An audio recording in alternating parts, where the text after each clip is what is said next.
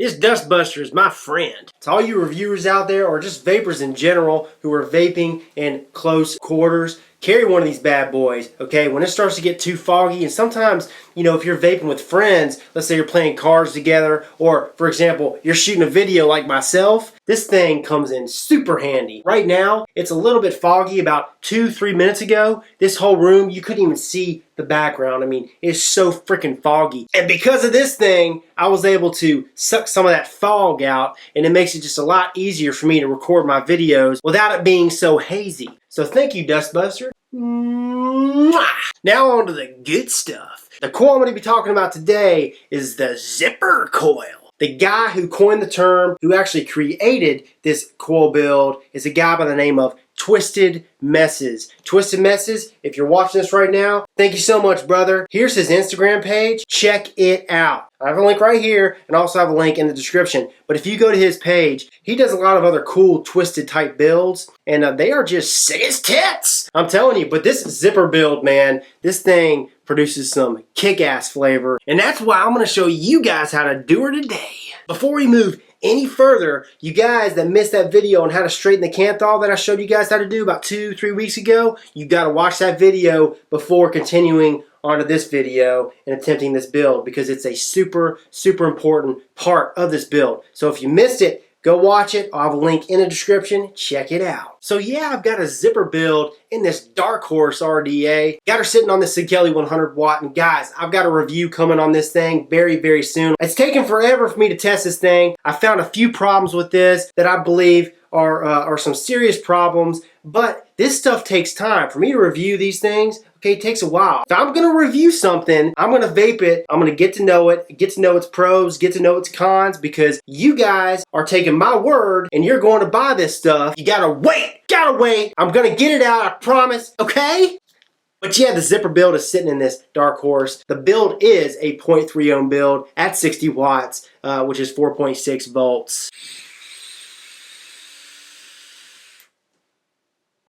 Comparing a regular macro coil using 24 gauge or 26 gauge kanthal, or even a micro coil using 24 gauge or 26 gauge kanthal at 0.3 ohms, just like this build, vaping up to 60 watts with those builds, with this Dark Horse, with the same exact airflow. And like I said, I've got this airflow set wide open, but with those other builds wide open on the same device, it's not even close. It's a totally different vape. It's a much cooler vape. With this, holy cow, with it wide open, I get a warmed, dense, hot, flavorful as all hell vape. And for me, that is what I'm always yearning and looking for. And I found it with this zipper build. It is a pretty long process compared to something like a macro or micro coil, but it's worth it. Okay, in the end, once you built this sucker up, it's definitely worth it. And in this Dark Horse, I mean, this thing chucks. And compared to those other builds I was just talking about, the macro, the micro, 24 gauge, 26 gauge with a 0.3 ohm, at 0.3 ohms, the vapor is not even like, it's not even close to being as thick. I mean, it chucks the vapor, but that's all dependent on the RDA you're using. But as far as the thickness, the density of the vapor, okay, and that's with using the same juice, it's not even close. I'm not really too concerned about the vapor. I know some of you guys watching may be like, oh, gotta have that vapor. Well, you get it, but the flavor is where it really shines with this zipper build. Enough of me talking your freaking ear off. Let's go ahead and dive down. Let me go ahead and dive down and show you guys how to build this. First things first, you've got to watch that video I did on how to straighten kanthal. Got to watch it in order to do this build, or watch this video. I'll have a link to that video in the description. So once you've done that, you've spun those pieces individually counterclockwise mode, then what you're going to want to do is cut 3 more pieces of 28 gauge kanthal, set your drill to spin in clockwise mode, and spin each individual piece of 28 gauge kanthal, or twist each individual piece of 28 gauge kanthal in clockwise mode. You'll be good to go. And as you guys can see it, 6 strands of 28 gauge kanthal, 3 in counterclockwise mode, and the other 3 in clockwise mode. Again, if you're watching this and you're wondering how the hell we straighten this kanthal, the link is in the description. I got a video that shows how to straighten kanthal, just to be clear, baby. So go watch that son of a bitch. So I've got the 3 pieces of counterclockwise wire. Again, I'm gonna say it, counterclockwise wire. And the next step I've done was I've set the drill to spin in clockwise mode. Watch it. Okay, clockwise, baby.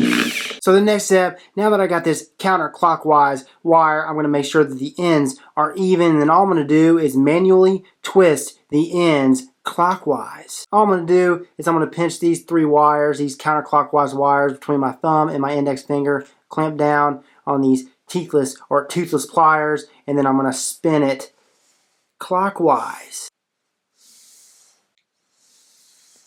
And that's all you need right there. And the reason why you want to manually twist the ends is to make sure that it catches when you slip this sucker or this end in the chuck of the drill. If you don't twist them manually, okay, it's not going to catch. It may fall through, one of the wires may slip through, and each wire has to be evenly twisted. This just helps it. Insert the manually twisted wire on the end into the chuck. Tighten her down. Tighten her all the way, and then what we're going to do, take the slack out all the way to the end, take it out, take a pair of pliers, clamp it on the end, baby, clamp it on the end. Today I'm going to be using toothless pliers, so you got to make sure that when you're using something like counterclockwise wire, that your drill is set to spin in clockwise. It's got to be the exact opposite. Start spinning.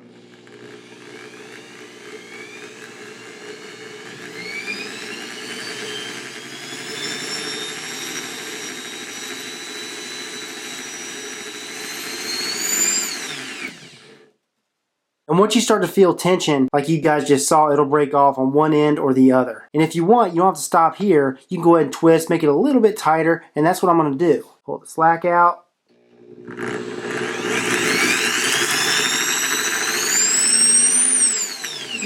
So usually when I'm doing it, it'll break off one or the other, the teeth or the end, and I have to go ahead, reset it, and do it again, and it'll break again, and I'm good to go. So check that out. That's 3 strands twisted, baby. Counterclockwise wire twisted clockwise. Unlike the counterclockwise wire we spun clockwise, we're going to spin this clockwise wire counterclockwise. But before we do that, we're going to go ahead, make sure the ends are even on one side, which means the ends on the other side will be even as well, and we're going to manually twist it. And in this case, we're going to go ahead and manually twist these ends in the direction we are twisting the wire, which is counterclockwise. So you want to make sure that you manually spin or manually twist the wire in the direction you are turning it or twisting it.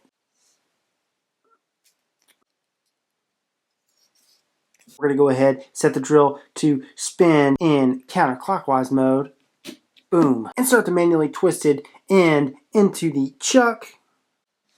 Tighten that sucker down. Take the slack out. Clamp it on the end with your pliers. Twist away.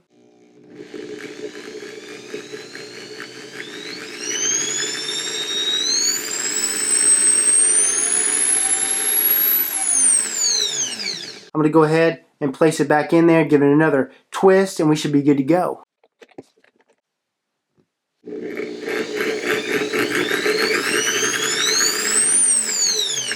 Alright, so the counterclockwise wire is on my left, the clockwise wire is on my right, and you put them together like that, and they should be even, and they look pretty darn good. I mean, both of them are spun or twisted pretty equally. You know, if you run into an issue where one's tighter than the other, and those lines don't match up, then you can twist one of them more, you can insert it, you can always twist it tighter. They're both pretty darn close, as perfect as they're going to get. I mean, you can see the lines, they line up pretty much perfectly. Next step, what we're going to do is we're going to go ahead and smooth out or flatten this counterclockwise wire. The wire we started with, the wire that we spun together first or twisted together first. And what we got to do is we got to go ahead and change the settings on the drill. Okay, so this is the counterclockwise wire, which means we got to spin this sucker in what? We got to adjust the drill to spin in clockwise mode. Boom. Insert the counterclockwise wire into the chuck. Tighten her down. And for this part, you've got to use toothless pliers, and I'll show you why. So what we're going to do is we're going to gently, okay, clamp down on the wire, and as I twist or fire this drill up, I'm going to go ahead and slide down that wire, and what that does is it smooths it out, it flattens it out. But you want to gently do it. You don't want to clamp down, you'll break the wire, you'll cause it to twist up, you'll cause it to be flattened too much uneven, too much in too many different areas of this wire. You want it to be even all across the board. We're going to go ahead and be gentle, just touching the wire. And we're just going to run through the wire. And what I'll do is I'll do this like 15, 20 times until I'm satisfied. Okay, just like that. You just want to be able to run it alongside of that wire. You'll feel the tension. You want to feel just a little bit of tension. And I'll repeat that process, like I said, 15, 20 times until it's smoothed out as much as I like it, or flattened out as much as I like it.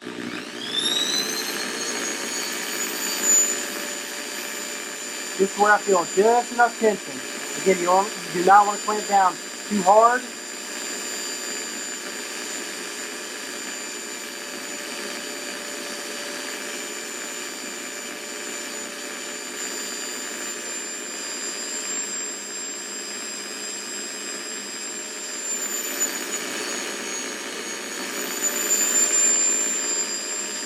Alright, so there's the counterclockwise wire after we've done that step, and you could see that this wire, the twists are flattened. Okay, they're smoothed out. They're smoothed out. I mean, it's a big difference from the clockwise wire that we haven't done this method yet. Now on this clockwise wire, all we're going to do is the exact opposite that we did with the counterclockwise wire. But we're going to do the same thing, if that makes any sense. Switch the drill to spin in counterclockwise mode.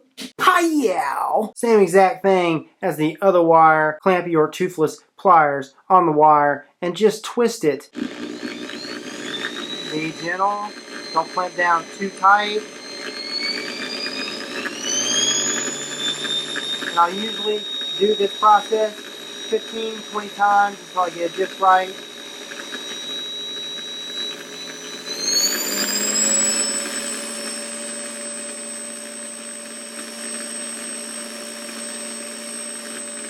Oh, and I want to show you this. See those spikes? Those metal spikes? That's the part of the kanthal smoothing it out. When you smooth it out, you're going to get shards of this kanthal. And there they are. Counterclockwise wire to the left, clockwise wire to the right, lined up, damn near perfect. And as you guys can see, both the wires are evenly smoothed out, flattened to a certain point.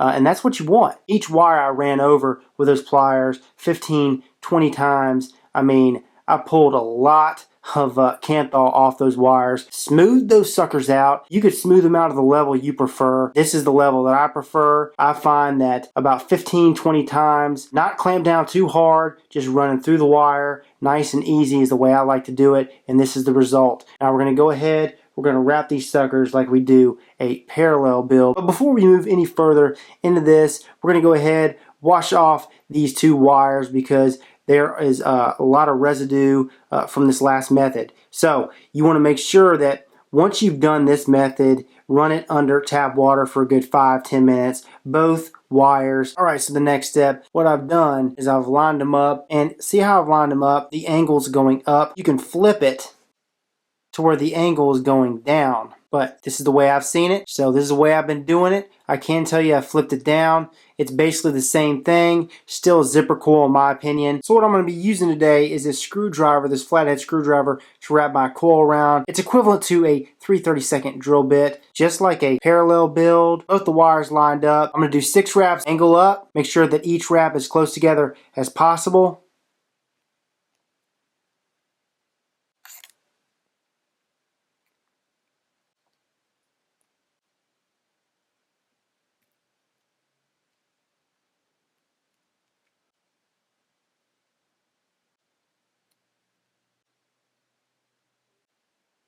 One more wrap.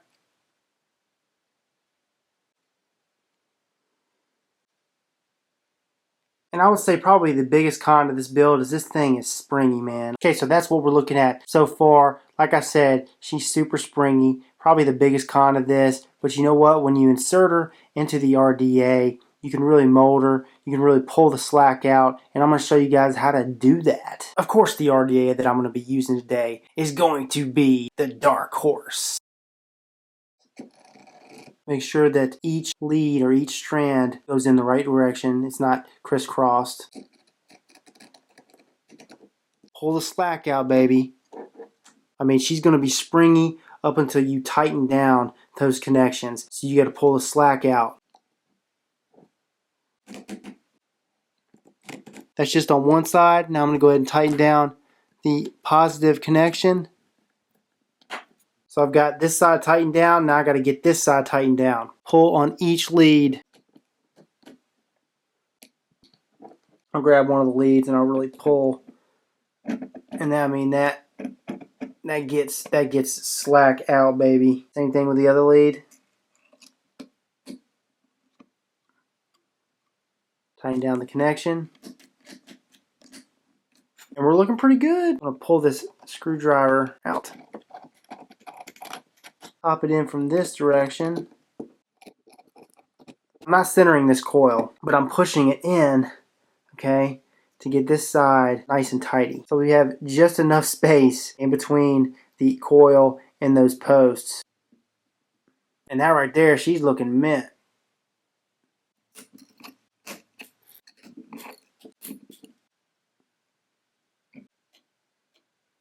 Oh yeah, going from the inside out. So the way I've been doing it as far as wicking is I've just pulled a small piece of Japanese cotton through there, tucked the longer tail underneath the coil, cut the shorter tail on the side right here, and then I juice her up.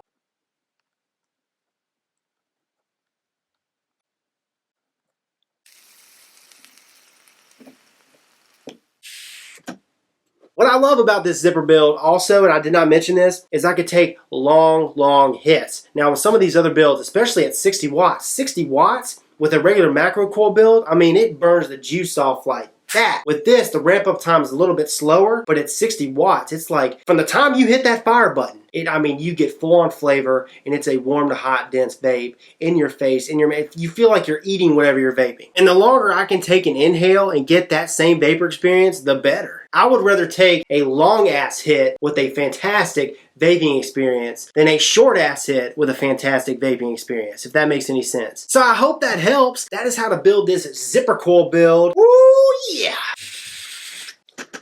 This is Rip Trippers, and remember, smoking is dead, vaping is the future, and the future is now. Butterbean, butterbean, butterbean, butterbean, butterbean. Hell, I'd rather be a fruit in a world full of Cheerios, wouldn't you?